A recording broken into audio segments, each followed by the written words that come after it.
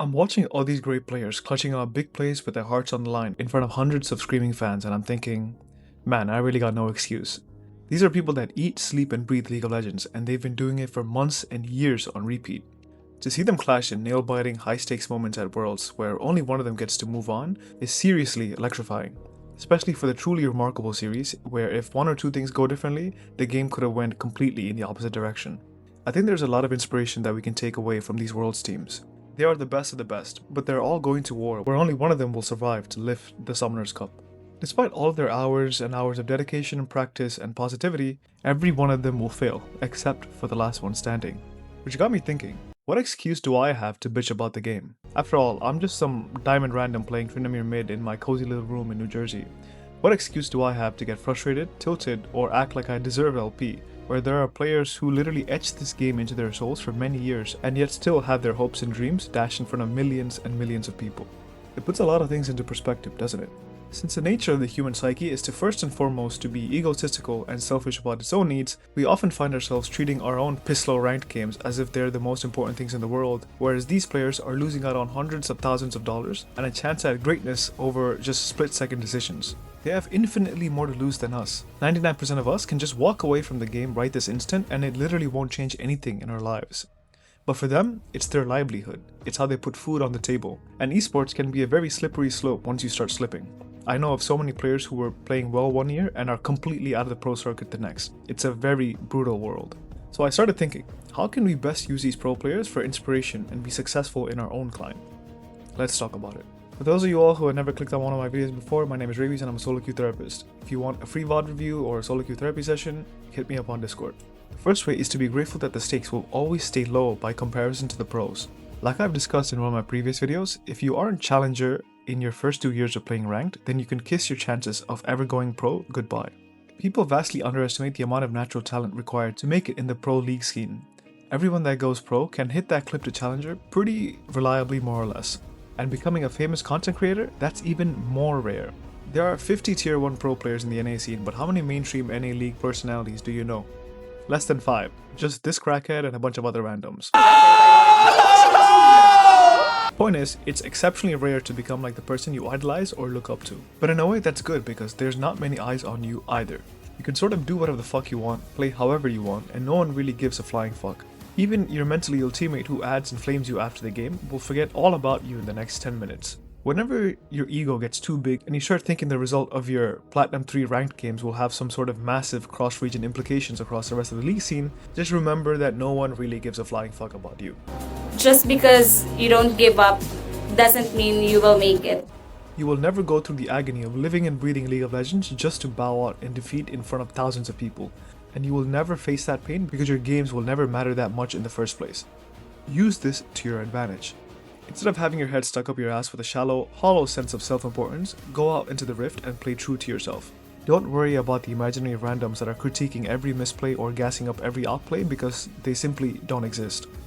It's just you, your computer, your monitor, your mouse, and your fucking game. Use the pain from these pro players as valuable insight.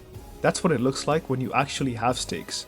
You'll never have those stakes, so just go out there and enjoy getting better at the game without all of these made up politics. And that brings me to my second point, which is the point of League of Legends is to enjoy getting better at League of Legends. The source of a lot of people's tilt is because they are trying to get the rank right now. They don't have any type of respect for dedicating themselves to the grind and enjoying the process of getting better.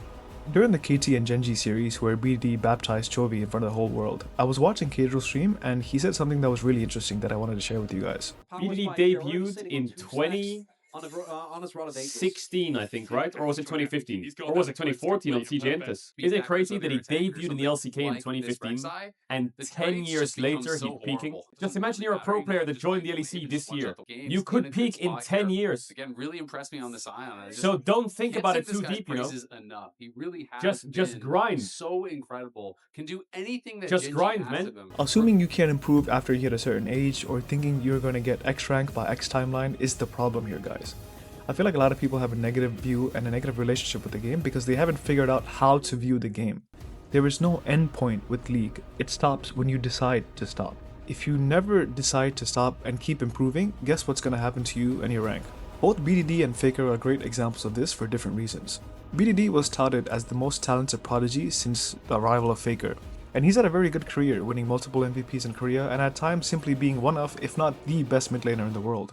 But despite his MVPs, he hasn't had much competitive success over his 9 years of playing, and he could have used that excuse to coast and take it easy. But he didn't. And Faker is the opposite end of the spectrum. Arguably the greatest esport athlete of all time, he has the most reasons out of anybody to put the fucking game down. To put into perspective how insane Faker's resume is, if there's a top 10 greatest League of Legends players list, his career is better than all the other 9 put together. Yet he still keeps playing at mint condition. Why? Because for both of these players, it's the process of getting better at the game that's the actual fun part.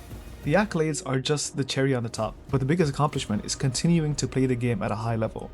And this goes to achieving success within the rank ladder too. The most important thing is to remember that improving is the fun part. That's what people mean when they say it's not about the destination, it's about the journey. Forcing yourself to grow through solo queue is the fun and fulfilling part of playing this game. There are players retiring this year that have never won a major international tournament, but the community still holds them in high regard because of the level of skill that they've shown throughout their whole career. It's because they've dedicated their careers to improvement. And another fortunate thing for you is that, unlike winning the Summoner's Cup, dedicating yourself to improving is guaranteed. It's not like there's a limit of spots open in high elo. There's nothing stopping most of the player base from being Diamond. That's the whole reason why I made this channel in the first place. Literally anyone can get that shit. Watching these worlds, I was inspired by these players dedicating themselves to the grind of getting better, even though most of them will probably never ever get a chance to hoist that trophy. If some of them never had a chance and still grind that hard, what excuse do you have? You can get Diamond just by focusing on the basics and doing them to a high degree. There's no reason for you to be bitching and moaning about champ design this and game balance that. Dedicate yourself to the grind and the game will reward you for it, just like the pros. Like this video and subscribe to see more interesting climbing content like this. If you guys want a free VOD review or solo queue therapy session, join my Discord and hit me up. If you guys have been watching this long, I assume you're serious about improving. So I'll leave my video where I break down everything I learned how to shake off my rust and hit Diamond for the second time, as well as my video on what exact things to focus on if you want to improve your climbing efficiency within the rank ladder. Give both of these videos a watch if you want to optimize your climb by focusing on the things that actually bring success instead of useless superficials. I'll see you guys there.